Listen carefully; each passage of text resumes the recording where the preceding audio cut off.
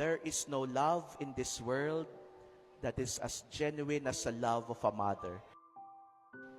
Pagmamahal na kayang ibigay ang lahat, mawalan man siya, masaktan man siya, ibibigay niya para sa minamahal niya. May mga nanay na kahit hindi nagluwal ng sanggol mula sa kanilang sinapupunan, ay nanay pa din. May mga tatay na nagpapakananay.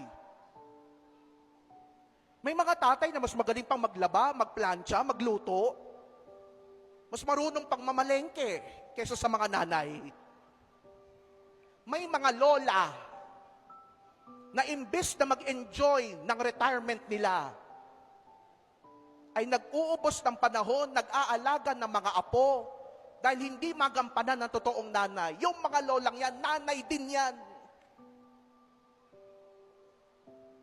May mga tiyahin na nalimutan ng mag-asawa dahil lang sa pagmamahal sa mga pamangkin nila, na parang tinatrato nilang sariling anak nila. Mga nanay din yan. Gusto mong maramdaman ang pagmamahal ng Diyos, mararamdaman mo ito sa mga nanay.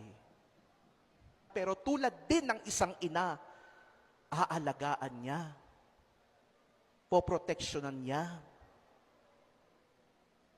yayakapin niya, mamahalin niya ang kanyang anak.